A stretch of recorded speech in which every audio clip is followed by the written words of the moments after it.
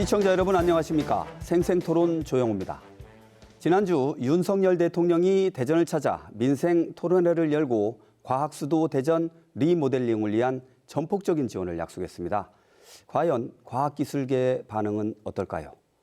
오늘 생생토론에서는 민생 토론회를 비롯해 최근 공천 경쟁이 불러온 파장과 의정비 인상 논란까지 이번 달 지역 이슈를 정리해 보겠습니다. 나와주신 분 소개합니다. 배재대 행정학과 최호택 교수 나오셨습니다. 안녕하세요. 다음은 단국대 정책경영대학원 이희성 교수 자리하셨고요. 안녕하세요. 마지막으로 대전 참여연대 김정동 정책위원장과 함께하겠습니다. 안녕하세요. 준비된 영상 보신 뒤 본격적인 토론 이어가겠습니다.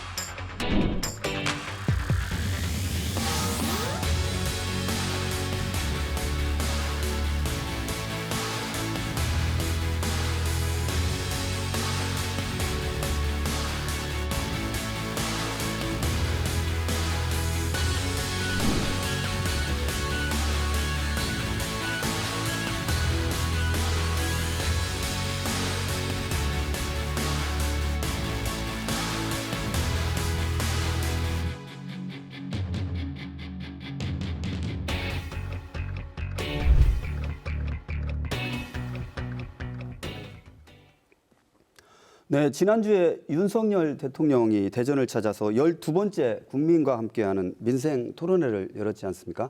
저희 KBS에서도 이제 생방송으로 중계를 해드렸는데 일단 주요 내용 한번 살펴보겠습니다. 최 교수님 먼저 말씀해 주시죠. 네, 그 윤석열 대통령께서 이제 그때 독일하고 덴마크 출장이 예정돼 있었는데 그 예정된 출장을 포기하고 대전을 찾았는데요. 저는 2023년도에 제가 행안부 업무보고 때 초청을 받아서 네. 청와대 영빈관에서 한번 대통령을 뵌 적이 있어요. 네. 그때 제가 느꼈던 것은 과거의 대통령들은 사실은 이제 누군가 질문을 하거나 의견을 내면 또 준비된 원고를 읽는 수준에서 대통령의 답변이 나왔는데요. 그때도 보니까 처음부터 끝까지 계속 이걸 적더라고요. 네. 그리고서 준비된 내용이 아니라 본인의 생각을 그 답변 내용에 담아서 얘기하는 걸 봤는데 이번도 제가 이제 그 내용을 보니까 비슷한 형식으로 진행이 되더라고요. 그래서 아마 그 이제 여기에는 지금 뭐 일반 시민들이라든지 학생들, 연구원들, 기업인들 많은 분들이 참여를 했고 이분들이 이제 질문을 하고 나니까 각 부처에서 나온 분들이 이제 대답을 했지 않았습니까? 그러니까 전문적인 내용 이런 것들은 각 부처에서 나오신 분들이 이제 뭐 일정이나 또 뭐 방법이나 이런 것들은 제시를 좀 해준 것 같고 그 외에 대통령으로서 그러니까 국가를 책임질 수 있는 대통령으로 할 수 있는 얘기는 그냥 편하게 본인의 생각들을 담아서 얘기를 하는 걸 보고 참 정말 그 진정성이 좀 있구나 하는 생각을 해봤는데요. 이때 이제 주로 나온 얘기가 그런 거예요. 그러니까 지금 지난해에 그 우리 R&D 예산이 대폭 삭감이 되지 않았습니까? 그래서 이공계 학생들에 대한 걱정들이 많았어요. 과연 얘네들이 공부를 하는데 국가로부터 지원을 못 받으면 어떻게 공부를 할 수 있을까? 그래서 아마 거기에 대한 답을 주기 위해서 이공대 대학원생들이 연구와 학업을 매진할 수 있도록 국가 연구 개발에 참여하는 석사 같은 경우에는 매월 80만 원 그리고 박사는 110만 원을 지원하겠다 이런 약속을 장학금이라고 그렇게 했었고요. 그 다음에 이제 충청권과 관련된 맞춤형 공약도 내놨는데 이 대전과 세종, 청주를 잇는 CTX라고 그러죠. 광역철도 사업에 대해서도 임기 내에 조속히 착공을 하겠다 이런 약속들 하셨고 또 요즘에 이제 그 철도 지하화 있지 않습니까? 도심구간 통과하는데 그래서 경부선과 호남선 철도 지하화 문제라든지 또 제2 대덕 연구단지 신속한 어떤 조성 이런 다양한 내용들을 대전에 오셔서 하고 가셨는데 저는 이제 제일 인상 깊게 생각하는 건 뭐냐면 대통령 입에서 과학수도 대전이라는 말을 계속 쓰시더라고요. 네. 이제 그전에는 사실은 그 과학수도 대전이라는 용어는 우리 스스로 사용했던 얘기지 국가의 대통령께서 그런 얘기를 한 적은 없었거든요. 예. 그래서 그것만 하더라도 엄청난 저는 수학이었다 하는 생각을 해봅니다. 예. 긍정적인 평가를 좀 해주셨어요. 예, 다른 분들은 좀 의견이 좀 다르실 수 있을 것 같은데 위원장님 시민사회에서 보시기엔 좀 어떻게 보셨습니까? 뭐 R&D 관련해서는 뭐 이후에 얘기를 할 거니까요. 예. 그 과학수도 이렇게 대전 관련한 이제 세 가지 정책 관련해서만 과연 이게 우리 대전에 도움이 될 것인지에 대해서 좀 한번 구체적으로 살펴봐야 될 것 같은데요. 제2 대덕 연구단지 같은 경우에는 뭐 대선부터 계속 나왔고 지역에서도 계속 관심이 크고 빨리 돼야 된다라는 생각이 좀 있었죠. 그래서 어쨌든 속도를 붙여서 하겠다라는 부분에서는 대부분 기대를 갖는 것은 공감대가 있을 것 같습니다. 두 번째가 충청권 고속철도 CTX라고 CTX. 얘기를 하죠. CTX를 하겠다고 하는 건데, 근데 보기에는 괜찮아 보이는데 좀 헷갈리는 부분들이 꽤 있으실 거예요. 뭐냐면 기존의 충청권 광역철도 하겠다는 것과 이게 뭐가 다른 건지. 기존에는 기존에 이제 있던 지하철 1호선을 연장해서 청주 공항까지 가는 부분에 대해서 얘기를 했었던 거잖아요. 그럼 그건 어떻게 되고 이건 새로 나온 건가? 그리고 이건 왜 꼭 민자지? 다른 지역 같은 경우 특히 이제 서울, 경기도 수도권 쪽에 있는 GTX 같은 경우에는 다 민자가 아닌 국비와 지방비로 진행을 하고 있는 거거든요. 근데 이번 충청권 고속철도 같은 경우는 민자로 하겠다는 거고 그것도 정부에서 할 테니 민자가 참여하라가 아니라 민간에서 먼저 신청을 한 거예요. 실제 2021년에 대전발전연구원에서 관련 연구를 좀 했었거든요. 그때도 필요는 하다. 근데 이거는 예를 들면 대전역에서 연구단지, 공항까지 있는, 그러니까 기존의 그 대전 이제 대덕연구단지를 연결할 수 있는 이런 것들은 별도로 필요하다라는 의미로 이 계획을 좀 연구를 했었던 건데 이거는 수익성이 떨어질 수밖에 없기 때문에 정부에서 자치단체가 같이 좀 해야 된다라는 일종의 제안 형태로 나왔던 건데 이게 갑자기 민간회사에서 나온 그 민자 형태로 나왔어요. 그러면 다들 아시겠지만 민자 사업 정부에서 지자체에서 적극적으로 하려고 해도 쉽지는 않은 거잖아요. 근데 민간회사에서 먼저 들어왔는데 과연 이게 가능한 건가? 이거 지지부진 계속 늘어지는 거 아닌가? 그리고 수도권은 다 정부와 자치단체 세금으로 진행을 하는데 대전은 왜 이렇게 되는 건가? 이 부분에 대해서는 좀 분명히 좀 판단을 해봐야 될 것 같고요. 그리고 이장우 시장이 현장에서 그 몇 가지 제안들도 했었죠. 그렇죠. 교도소 이전이라든지 교도소 이전, 지역은행이라든지 이런 부분 같은 경우에는 미리 그 정부와 좀 얘기가 돼서 이 부분에 대한 답변도 좀 같이 있었으면 좋았을 텐데 물론 이후에 브리핑에서 이장우 시장은 뭐 긍정적인 답변을 받았다라고 얘기했는데 현장에서는 없었죠. 그래서 이런 부분들에 대해서는 좀 아쉬움이 있는 건 사실입니다. 예. 이 교수님 어떠세요? 지금 이제 12번째 민생 토론회가 대전에서 열렸고 이제 설날 이전에는 이제 10번이 열렸는데 이제 수도권에 집중이 돼 있었고요. 이제 부산에서 하고 대전을 이렇게 했습니다. 그 민생 토론회를 하면서 뭔가 검토만 하는 정부가 아니라 행동하는 정부를 보여주고 그것을 현장에서 목소리를 들어서 해결하겠다 뭐 이런 목적으로 우리가 알고 있습니다. 그러려면 이제 유기적인 소통을 해야 되겠죠. 근데 지금 이게 토론회라는 이름으로 지금 개최가 됐지만 실질적인 질의응답, 그러니까 토론회 과정은 굉장히 많이 생략된 것 같아요. 저도 봤지만 전체적으로 시간의 한 25% 정도를 이제 대통령께서 주로 말씀을 하시더라고요. 그리고 일반 시민들은 민원을 좀 이렇게 전달하는 정도였고요. 그래서 저는 이제 이게 정책 홍보 행사라는 인상이 더 많이 들었고 그리고 그 내용을 보더라도 민생은 많이 빠져 있고 대부분 어떤 선심성 공약에 가까운 그런 내용들로 채워진 것 같아요. 그리고 앞서 이제 말씀하신 대로 그러한 내용도 재탕, 삼탕의 내용들.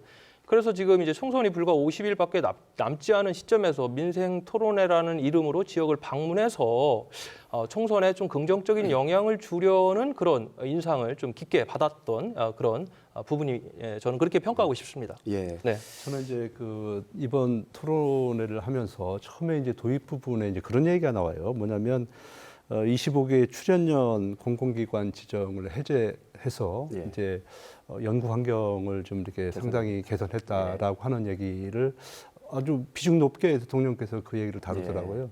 사실은 지난 해에 우리가 이제 R&D 예산을 뭐 일정 부분 삭감하고 했던 부분들은 그동안 뭐 대통령께서 얘기했습니다마는 이제 그쪽 분야의 어떤 뭐 카르텔이라든지 이런 것을 일정 부분 정리하고 새롭게 과학계에서 원하는 그런 그러니까 실질적으로 과학계가 발전할 수 있는 진보할 수 있는 이제 그런 시스템을 만들기 위해서 경고를 일단 줬다. 저는 그렇게 생각을 하는데 그 경고 차원에서 좀 진보된 것은 어찌 보면 이 출연연의 공공기관 지정 해정이라고 하는 거예요. 그러니까 과거에는 이 출연연 지금 25개 정도가 있는데 여기에 보면 뭐 정원이라든지 예산이라든지 이런 것들이 국가에서 다 통제를 했어요.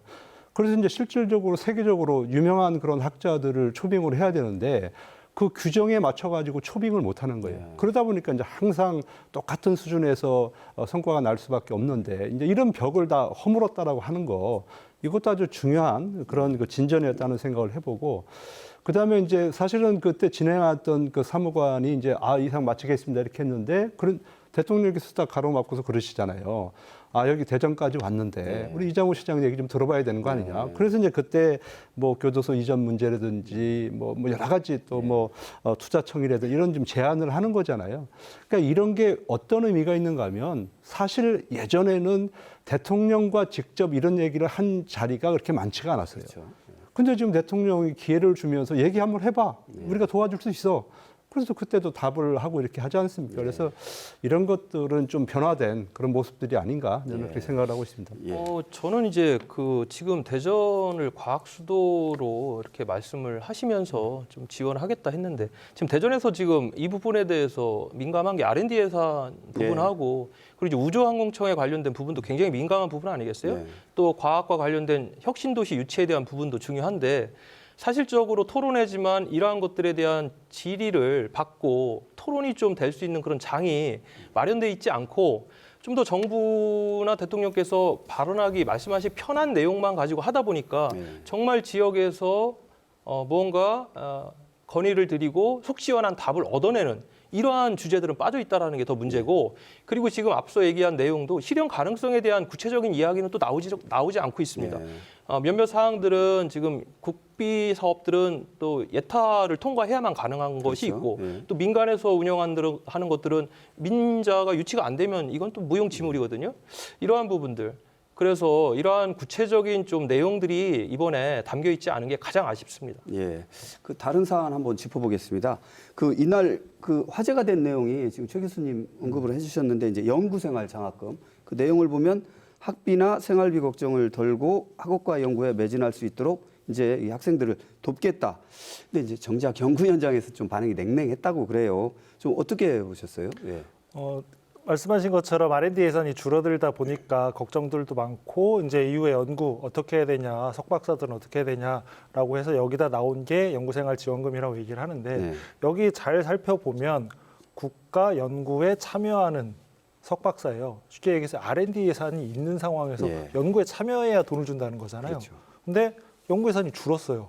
그럼 말 그대로 연구할 수 있는 곳이 줄었다는 얘기거든요. 근데 연구할 수 있는 곳이 줄어서 들어갈 수 있는 문을 줄었는데 여기 어떻게 들어오면 좀 더 지원을 해줄게라는 건 이게 무슨 도움이 되냐는 거죠.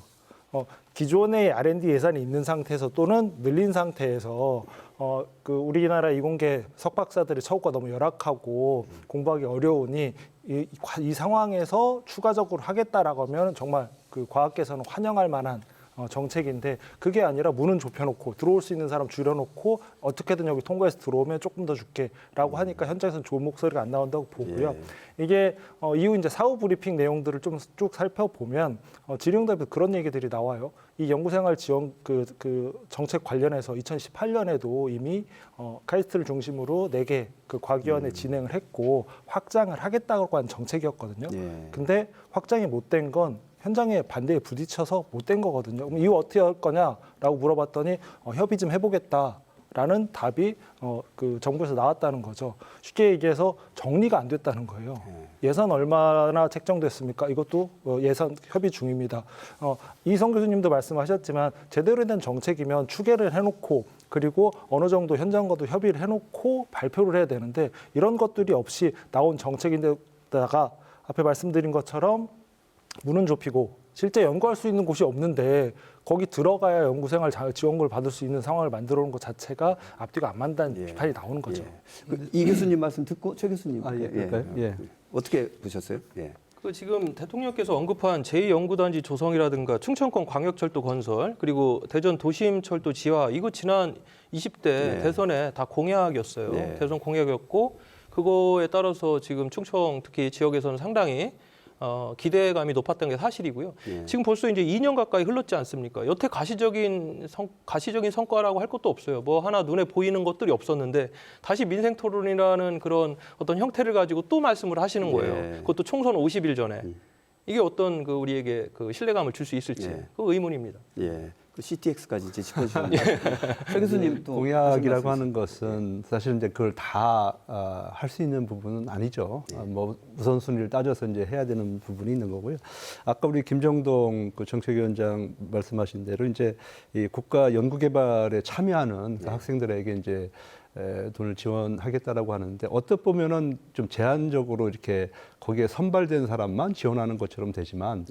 지금 대학이나 또 연구소 같은 경우는 실질적으로 모든 기관들이 또 국가 연구개발 사업을 하고 있어요. 교수님들이 또 프로젝트를 좀 진행하고 있기 때문에 또 이제 거기에 참여하는 학생들도 이제 지원을 하게 될 겁니다. 그래서 과거에는 이런 것이 공식적으로 나와 있는 돈들이 없으니까 그 교수님들이 프로젝트 따가지고 전부 그 제자들 또 먹여 살리고 하느냐고 엄청나게 힘들었거든요. 근데 이제 공식적으로 이런 또 지원금들이 생겨나고 하면 또 아무래도 이제 연구를 하는 또 연구 PM 역할하는 우리 교수님들 입장에서 보면 상당히 조금 그 부담을 줄일 수 있기 때문에 저는 일정 부분 저는 효과가 있다 하는 생각을 해봅니다. 예.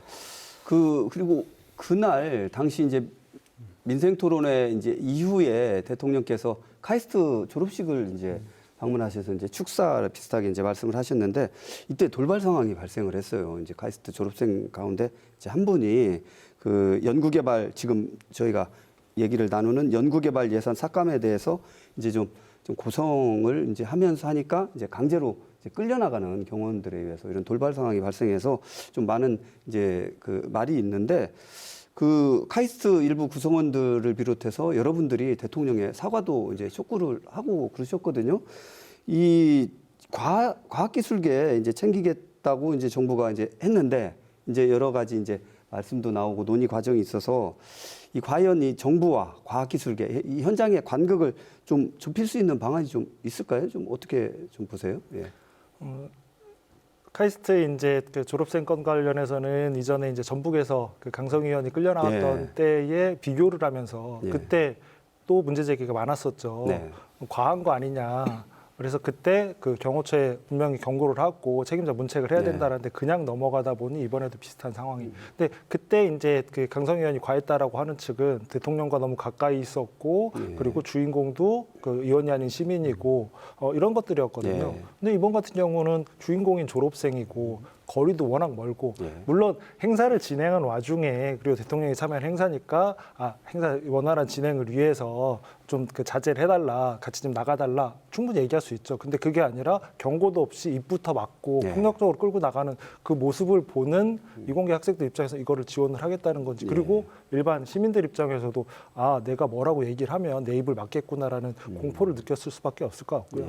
아까 이제 R&D 예산 축소 관련해서도 얘기를 했는데 줄일 수 있어요.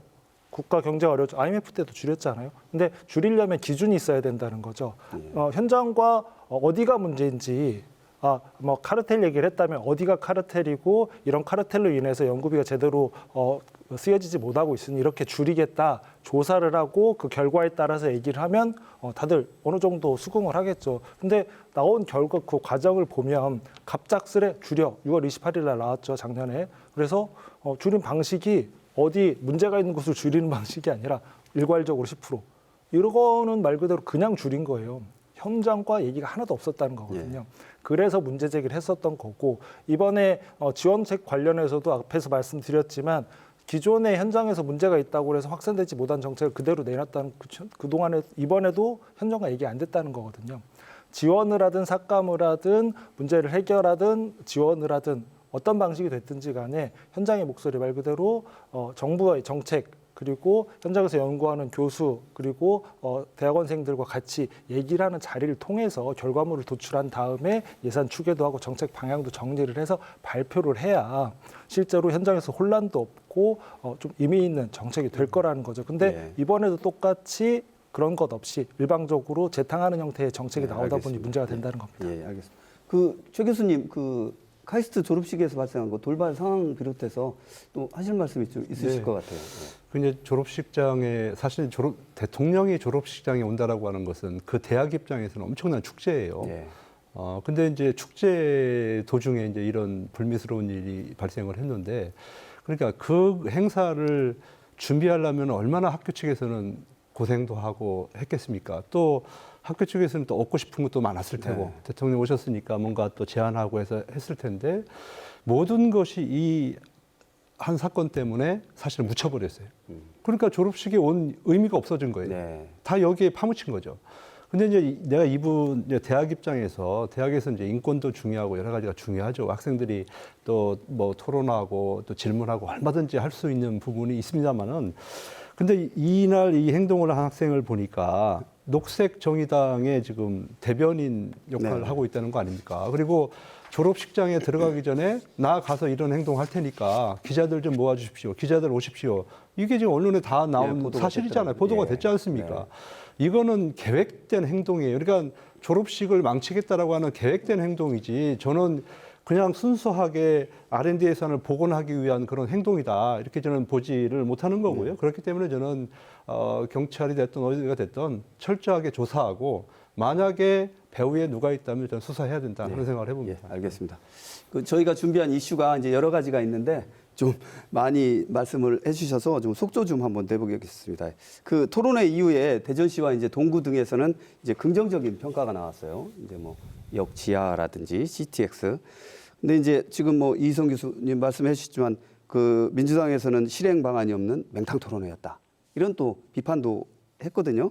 그 이렇게 좀 평가가 엇갈리는 이유가 좀 있을 것 같아요. 좀 차례로 한 번씩 짧게 좀 핵심적으로 좀 짚어주시죠. 이희성 교수님 먼저 하시죠. 아까 말씀하신 대로 이제 그 말씀하신 내용들 어느 하나 쉬운 게 없고요. 또 구체적인 실행 방안에 대한 내용도 좀 빠져 있다라는 게 가장 큰 문제고, 네. 무엇보다도 이제 총선을 앞두고 원래는 이제 이 민생 토론회가 한 10회 정도로 마감을 하는 걸로 이렇게 예정이 돼 있다가, 아무래도 이제 이게 어떤 좀 정무적 판단이랄까요? 이런 부분에서 좀 이제 지역까지 확대가 되고 있는데, 이러한 것들에 대한 부분을 좀 총선과 연결 지을 수밖에 없는 그런 부분들이 이제는 대통령의 발언이나 이러한 어떤 민생 토론회라는 형식이 뭐 지금 민주당에서는 그 관권 선거라든가 선거법 위반까지도 고발 네. 조치하겠다라는 그런 발언들이 나오지 네. 않습니까? 그러한 상황에서 이것이 정쟁화의 하나의 도구로 또 전락하는 것이 아닌가, 이제 그런 우려가 있고요. 네. 그런 측면에서 진정성에 대한 부분들을 좀 확실히 보여주고, 앞으로도 이러한 토론회가 계속 된다라고 하면 정말 민생과 토론이라는 두 워딩에 적합할 수 있는 그런 형태를 갖추는 것이 필요하다. 저는 그렇게 최 판단하고 교수님 싶습니다. 한번 평가가 네. 엇갈리는 게 왜 그럴까요? 저는 이제 뭐 그게 이제 집권 여당이 할 수 있는 사실은 뭐 혜택이죠. 선거 때 대통령께서 또 장관들이 또 지역을 다니면서 그동안 제대로 추진하지 못했던 그런 사업들을 언급을 하고 또 이 확인을 시켜주는 작업들을 하게 되는데, 저는 이런 것들은 이제 부정적으로 얘기할 수도 있어요. 총선이니까 당연히 뭐 총선용으로 이용할 거 아니냐, 이렇게 얘기를 할 수 있지만, 더 중요한 것은 이거를 얼마나 지역에서 흡수를 하고 잘 활용을 하느냐. 저는 이게 정말로 중요하다고 생각을 해요. 제가 모두에도 말씀을 드렸습니다마는 대통령께서 사회자가 끝내자고 하는데 기회를 주잖아요. 네. 그리고 여기에 자치단체장은 하고 싶은 얘기를 다 하잖아요. 이럴 때 그러니까 준비가 안 된, 예를 들어 시장이나 뭐 그런 관계자들이 있었다면 사실은 기회를 줬는데도 그것을 받을 수가 없는 상황인데, 이런 것들이 이제 평소에 많이 생각을 하고 또 정부와 대통령실과 이제 소통을 하다 보니까 이런 게 자연스럽게 나오고, 대통령께서도 인지하고 앞으로 이런 것들이 진행을 됐을 때 아마 정부에서는 저는 충분히 또 대전 또 충청의 입장을 아마 들어주지 않을까 하는 생각을 해봅니다. 알겠습니다. 위원장님도 한 말씀 네. 짧게 짚어주시죠. 이게 이렇게 비판을 받는 이유가 이성 교수님이 계속 얘기를 하시지만 정책이라는 건 계획이 세워지고 예산이 추계가 된 후에 진행이 되는 거예요. 이런 거 없이 우리 뭐 하겠다라고 얘기하면 아무도 믿지 않습니다. 특히 지역에서 한두 번이 아니잖아요. 무슨 정책할 때니까 그 따라주십시오 하면 근데 그 예산 어떻게 하실 거예요? 또 예산 아직 안 했는데요. 그럼 뭐 어떻게 절차 어떻게 하실 거예요? 아직 없는데 이제 얘기해봐야죠. 이러면 아무도 믿지 않는다는 거예요. 그래서 문제라는 비판을 하는 겁니다. 알겠습니다. 그 다음 이슈 한번 짚어보겠습니다. 이 각 당이 지금 공천 작업에 이제 속도를 내고 있습니다. 그 충청권 대진편도 이제 속속 이제 드러나고 있는데 그 일단 충청권 선거 격전지 한번 예상해 주실 수 있을까요, 조 교수님? 지금 뭐 언론에 나온 걸 보니까 제일 한 게 이제 공주 부여 청양이 이제 제일 격전제, 세 번째고 빅매치. 또 이제 상징적인 인물들이잖아요. 예를 들어서 거기에 지금 그 정진석 의원 같은 경우는 이제 5선이고 만약에 이번에 또 당선이 되고 여당이 승리하게 되면 이제 국회의장 1순위 예전에 박병석 의장이 했던 얘기 똑같이 이제 얘기할 수밖에 없는 거고 거기에 또 상대하시는 분이 이제 박수현 전 청와대 수석이지 않습니까? 이분 같은 경우에는 정말 우리나라에서 가장 말씀을 잘하시는 분이에요. 이제 언어도 화려하시고 또 중앙방송에 많이 나왔기 때문에 신사라는 평가도 있으시죠. 신사라는 표현도 있고 이제 말씀을 잘하시다 보니까 뭐 지역에서도 그분 얘기 듣고 시원시원하게 느끼시는 분도 있을 거예요. 그래서 아마 그 지역이 저는 제일 격전지가 될 가능성이 크고 또 하나는 이제 어디죠 거기가 서산태안 같은 경우는 이제 또 여기는 조금 이제 반대 입장인데.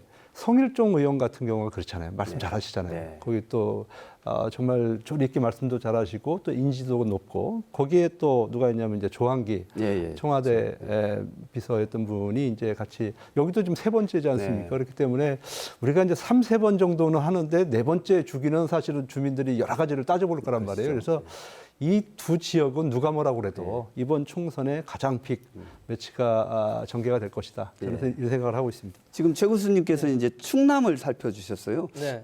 이 교수님 뭐 대전 쪽 한번 살펴주실 수 있을까요? 대전도 있고 하여튼 지금 홍성 예산이 재밌어졌어요. 홍성 예산이 지금 홍문표 의원이 사선하셨는데 불출마 선언했거든요.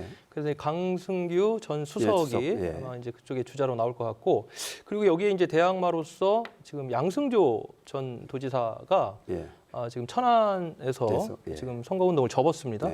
아마 이제 이쪽으로 당에서 요구를 하고 있기 때문에 그러면 이제 강승규 대 양승조라는 요 홍성 예산도 참 이제 우리가 핫한 지역으로 지금 올라오는 것 같고요. 대전 같은 경우는 아무래도 유성을일 것 같습니다. 유성을은 이제 이상민 의원이 이제 탈당을 했고 거기에 이제 대항마로서 허태정 전 시장이 검토가 됐으나 불출마 선언을 했지 않습니까? 그렇기 때문에 인재 영입 6호인 그 황정아 박사와의 이제 매칭이 됐는데 이 부분이 이제 R&D 예산과 좀 뜨거운 그런 어떤 지역구이기 때문에 이 지역구도 상당히 좀 지켜볼 만한 그런 지역구다 이렇게 말씀드립니다. 그 학교에서 나오신 두 분은 이렇게 짚어주셨는데 시민사회 또 시각은 또 다르실 수도 있을 것 같아요. 어떤 그 좀 뜨거운 지역 어떻게 보세요? 저 같은 경우는 이제 대전 같은 경우를 보면 불출마와 신인이란 거기다 전략 공천이라는 게 세 개가 맞물려 있다고 좀 보여지거든요. 현역이 있는 지역이 있고 근데 있는데 없어질 것 같은 예를 들면 대전 중구 같은 경우에는 현역 황운하 의원이 있는데 불출마 선언을 하려다가 지금 애매해진 상황이죠. 그리고 그러다 보니까 그 누가 나올지 더불어민주당도 그렇고 그리고 국민의힘 같은 경우는 이미 두 명의 예비 후보가 있었는데 오늘 하루 더 후보를 받겠다라고 그래서 전략 공천이 되는 게 아니냐라는 보도가 나온 상황인 거죠. 그리고 서울갑 같은 경우도 기존에 박병석 의원이 이제 국회의장을 하고 불출마를 선언하면서 여야 모두 이제 어마어마하게 많은 후보들이 나온 상황인데 새로운 신인 좀 더 잘할 신인 누가 될 것이냐 이런 부분에 대해서 좀 관심을 가지고 지켜보고 있습니다. 지금 공천 말씀을 해주셨지만 이 공천을 하다 보면 이 반발도 많이 나오고 갈등도 많이 나오는 게 이제 현실이지 않습니까? 이제 공천 과정에서 좀 공정한 기회를 보장하기 위해서 고민할 점이 있다면 그 각 당에 한번 조언 좀 한번 해주시죠. 저는 이제 전략 공천은 좀 최소화돼야 된다 하는 게 이제 저의 생각이고요. 또 우리가 이제 인재를 영입해서 소개를 하는데 사실 이분들 같은 경우는 그러니까 왜 뭐라 그럴까 대중적인 인기는 없는 분들이에요. 한 분야의 전문가이지. 그래서 저는 각 당에서 이런 분들을 무리하게 이제 지역구 공천을 좀 하려고 그래서 현역들하고 계속 마찰을 빚게 하는데요. 저는 그건 옳지 않다라고 봅니다. 그래서 우리가 인재를 영입을 하게 되면 그분들에게 비례 공천을 해서 만약에 이제 진입을 하게 된다면 자기 분야의 그러니까 지역과 상관없이 자기 분야의 역할을 대신해 줄 수 있는 이제 그런 기회를 4년 동안 갖고요. 또 본인이 이제 관심 있는 지역이 생기면 그 지역에 또 다음에 나오고 그러니까 이런 순서를 가지고 나가면 큰 무리 없이 공천이 진행될 것 같은데 지금 같으면 이제 누구 사람이라고 그래서 일단은 꼽고 보는 거잖아요. 그러면 당연히 현역 같은 경우에 탈락을 하면 거기 반발하지 않겠습니까? 지금 대전 같은 경우에도 지금 대덕구 박영순 의원 같은 경우도 뭐 하위 10%에 들어가서 지금 뭐 거의 뭐 지금 공천이 안 될 것처럼 이렇게 하니까 당연히 반발할 수밖에 없는 거고 지금 만약에 박정현 최고위원이 뭐 전략공천을 받게 된다든지 이렇게 하면 박영순 의원 같은 경우에는 제가 볼 때는 탈당하고 무소속 나가지 않겠습니까? 그럴 수도 있어요, 충분히. 그러면 당내에서는 이제 또 혼란이 가중되고 오히려 선거에 또 불이익을 받을 수 있기 때문에 저는 일단은 우리가 이제 전략공천이나 우리가 공천을 할 때는 기본적으로 객관적인 평가에 좀 해야 될 것 같고요. 전략공천은 좀 최소화해야 된다 하는 게 제 생각입니다. 알겠습니다. 이 교수님 말씀 듣고 다음 주제 넘어가 볼게요. 공천이라는 게 항상 뭐 사천이냐 공천이냐 뭐 이런 논란은 이제까지도 계속 이어져 왔고요. 다만 이제 지금 현재 그 민주당 같은 경우는 현역 의원수가 워낙 많지 않습니까? 이러한 부분에서 현역들 물갈이 폭이 클 수밖에 없고 뭐 상대적으로 국민의힘은 좀 그런 부분에 대해서 좀 물갈이 폭보다는 현역들 재공천 중심으로 좀 가는 것 같아요. 아마 이제 양당 다 전략적 선택을 하는 것 같은데 그러나 이제 결국은 그 공천을 통해 가지고 선정된 그 후보들의 경쟁력과 또 국민들에게 어필할 수 있는 또 감동을 줄 수 있는 이런 부분은 좀 별개라고 보여지고요. 이 공천 후유증을 최소화하는 것이 상당히 중요하고 그렇지만 이제 공천이 끝난 이후에 본선에 들어갔을 때 경쟁력에 대한 부분은 좀 다른 것이다. 저는 이렇게 평가를 하고 싶습니다. 시민사회에서 보시기에는 이 공천 과정에서 생겨나는 갈등과 어떻게 보세요? 이게 구조적인 문제가 기본적으로 깔려 있다고 봅니다. 그 시스템 공천이라고 모든 정당이 얘기를 하잖아요. 시스템은 있죠. 시스템 자체가 문제가 아니라 시스템의 그러니까 숫자, 값을 넣어야 결과가 나오는 거잖아요. 근데 값을 넣는 거는 사람이잖아요. 어떤 값을 넣는지 정하는 것도 사람이고 그걸 보통 아까 우리 최 교수님 말씀하신 것처럼 그게 중앙당이 되는 거죠. 그 값을 알아서 임의로 넣다 보니 이런 결과가 나오는 거라고 보는데요. 이 구조를 어떻게 바꿀 것인가 두 가지 정도 좀 고민해 볼 수 있을 것 같아요. 저는 제도적으로 갑자기 뜬금없는 얘기일 수도 있지만 이 사전선거운동에 대해서 확실히 좀 정리를 해야 된다고 보거든요. 무슨 얘기냐면 이 짧은 기간 동안만 그 선거운동을 해야 되는 한계 때문에 이름을 알릴 기회도 없고 신인들 같은 경우도 그렇죠. 그리고 공천받으면 그 잠깐 동안만 얘기가 되는 거잖아요. 그게 아니라 돈을 쓰는 게 아니라 내가 이게 지방의원이 됐든 국회의원이 됐든 4년 후에 뭐 5년 후에 이런 그 정책을 위해서 내가 출마하겠습니다라는 걸 시민들에게도 알리고 당내에서 특히 계속 알리면서 평가를 받아가는 과정이 있는 상황에서 그 공천을 받는 과정이 있으면 좀 더 나을 거라고 보거든요. 그리고 더불어서 이 공천이라는 게 중앙당에서 전략 공천이 됐든 아니면 별도의 공천이 됐든 중앙당에서 모두 정하는 게 아니라 각 지역당에서 상향식 공천이 이루어지지 않으면 이런 구조적인 문제는 아마 매번 반복될 수밖에 없을 거라고 생각이 듭니다. 한 가지만 딱 말씀드리면 사실은 지금 가장 큰 문제는 선거구 획정이 늦어진다는 거예요. 지금 선수가 경기를 해야 되는데 내 경기장이 어딘지를 잘 모르는 거잖아요. 그렇기 때문에 지금 최근에 김진표 의장이 어떤 제안을 했냐면 원래는 이제 1년 전에 딱 결정이 돼야 되는데 지금은 지난해 21일 때 보니까 39일 전에 됐다는 거 아니에요. 이번에는 더 늦어진다는 거 아니에요. 그래서 그것을 확실하게 하기 위해서는 최소한 현실적으로 6개월 전에 그것이 결정되지 못하면 선관위의 안을 받아야 된다. 그래서 이제 그런 안을 가지고 법을 만들어야 된다는 게 김진표 의장의 얘기거든요. 저는 전적으로 동의합니다. 왜냐하면 그게 확보되지 않으면 이런 문제, 아까 우리 위원장님 말씀하신 이런 문제는 계속될 수밖에 없다. 저는 그렇게 생각을 합니다. 알겠습니다. 그 다음 이슈 진단해 보겠습니다.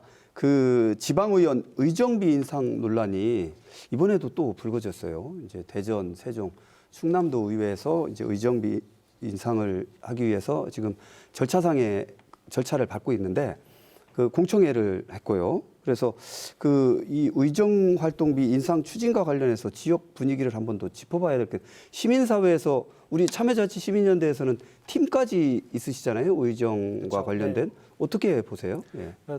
이번이 어떻게 보면은 왜 지금 또 왔지라고 생각하시는 분들이 있을 네. 거예요. 보통 4년에 한 번씩 오는데 2년 전에 한 번 이거 했던 것 같은데라는 네. 생각이 드실 분이 있을 것 같은데 보통 이제 의정비라는 게 두 가지로 구성이 됩니다. 하나는 월정수당, 하나는 의정활동비거든요. 과거에 초창기에 이제 그 지방에 시작할 때는 무급제, 명예직이었어요. 그렇죠. 그 월급을 안 줬죠. 네. 근데 이러다 보니 말 그대로 여유 있는 사람만 출마하고 능력 있는 사람도 안 온다. 유급제로 가자라고 하면서 이 두 가지 수당이 생긴 거거든요. 근데 월정 수당 같은 경우에는 쉽게 얘기해서 급여의 성격이 강합니다. 그래서 4년에 한 번 정할 수 있거든요. 네. 인상폭을 뭐 공무원 월급 인상률에 맞추든 물가 인상률에 맞추든 4년에 한 번씩 무조건 정해요. 그래서 올리는 경우도 있고 뭐 그냥 동결하는 경우도 있긴 하는데요. 근데 이번에 얘기가 나온 의정비 활동비 같은 경우에는 쉽게 얘기해서 의정 활동하는 비용의 느낌이라고 생각을 하시면 좀 편할 것 같아요. 네. 쉽게 해서 우리가 무슨 그 회사에서도 월급 받는 거 말고 내가 특별히 뭔가를 더 해야 될 때는 별도의 그 비용을 받잖아요. 네. 그래서 의정 활동비라는 이름으로 그 지방자치법 시행령에 정해져 있거든요. 얼마까지 줄 수 있다. 근데 기존에 기초의원은 80만 원, 그리고 광역의원은 100만 원까지 이렇게 줄 수 있다고 돼 있던 걸 이게 시행령이 바뀌면서 올라갔어요. 근데 이 문제는 뭐냐면 최대치가 올라간 거거든요. 최대치를 올렸다고 해서 무조건 다 최대치까지 올려야 되는 건 아닌데 2년 전에 특히 대전 같은 케이스를 예를 들면 최대 80만 원까지 월급이 올랐어요. 월정 수당이. 근데 이번에 시행령이 바뀌어서 올릴 여지가 생기니까 우리 또 올리겠어라고 하다 보니 문제가 생기고 있는 거거든요. 그래서 아니 그때 그래 지난번 그 2년 전에 대폭 인상한 거 월급 낮은 것도 사실이에요. 그것까지는 인정을 했는데 이번에 무슨 그 근거로 또 올리겠냐라는 비판들이 쏟아지고 있는 거죠. 이 교수님 어떻게 보세요? 의정비 활동 인상이 뭐 필요하다는 얘기는 있어요. 사실은 네. 지금 현재 지방의원들 의정비, 뭐 의정 활동비라고 하는데 그게 이제 너무 낮다. 그렇기 때문에 좋은 인재가 의회에 진출 못하고 또 여러 가지 의정 활동에 필요한 그런 기초적인 어떤 비용도 충당하기가 어렵다. 근데 좋아요. 다만 이제 여기서 왜 반대적인 여론이 형성이 되냐면은 선출직에서 유일하게 겸직이 가능한 게 기초의원이나 지방의원들이에요. 네. 예, 겸직이 가능하고 영리 활동이 가능하다는 거예요. 네. 그래서 전문 직군에 있는 분들은 의정 활동을 하면서 그 일을 그대로 합니다. 그리고 또 한 가지는 지금 말씀하셨지만 의정 활동비 인상이 필요한데 그걸 어떻게 쓰는지는 또 모르는 거예요. 그걸 공개하도록 지금 조례가 없거든요. 그러니까 의정 활동비 인상에 대한 요구와 필요성을 역설함과 동시에 그 반대적인 보완적인 제도가 같이 병행이 네. 돼줘야 된다. 그래야만이 시민들도 설득이 가능할 거 아닙니까? 지금 현재 굉장히 지금 민생이 팍팍하고 네. 지금 전체적으로 가계 경제가 어려운 상황에서 오히려 지역 주민들을 위해서 봉사하겠다는 의원들만 네. 대폭으로 의정비를 인상하겠다. 이 부분은 사실 지역의 주민들의 여론이 수렴되지 않은 그런 형태로밖에 볼 수가 없습니다. 예. 의정 활동비 인상에 대해서 시선이 좀 곱지가 않아요. 최 교수님 예, 아까 우리 이 위원장님 혹시 아까 수치 얘기할 때 조금 제가 봤을 때는 예.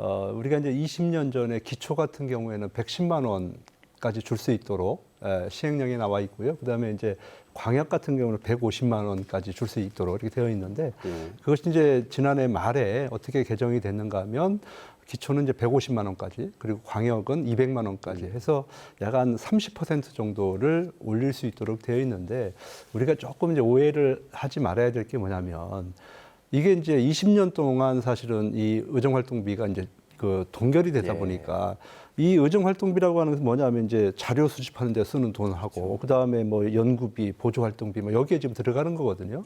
근데 물가는 한 60% 정도 올랐어요. 20년 동안에. 네. 근데 이런 것들은 한 푼도 좀 안 올랐거든요. 그래서 그것을 이제 맞춰주는 차원에서 했었고 이것이 이제 이렇게 된 것은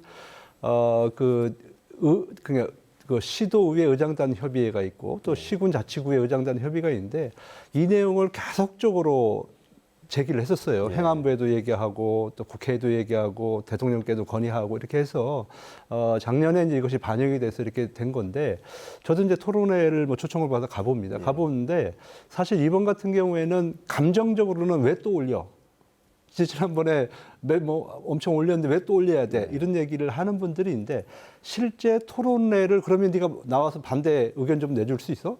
반대 의견 하는 사람 구하기가 힘들어요, 네. 사실은. 그러니까 거의 찬성들만 있는 거예요. 그래서 그렇기 때문에 아마 이번에 모든 의회가 제가 봤을 때는 이 30% 올리는 거에 대해서는 아마 거의 다 이제 동의가 될 것 예. 같아요. 그러나 이제 문제는 이렇게 예를 들어서 이제 금액이 올라가면은 거기에 따르는 또 책임도 올라가야 되는 거 아니겠어요? 그러니까 예를 들어서 뭐 겸직 부분에 대해서도 정말 확실하게 구분을 져서 못할 건 못하게 하고 할 수 있는 건 하게끔 정리를 해주는 필요가 있을 것 같고요. 또 하나는 지금 국회의원들도 지금 평가받고 있지 않습니까? 근데 지방의회는 유일하게 평가를 안 받는 곳이 여기예요. 네.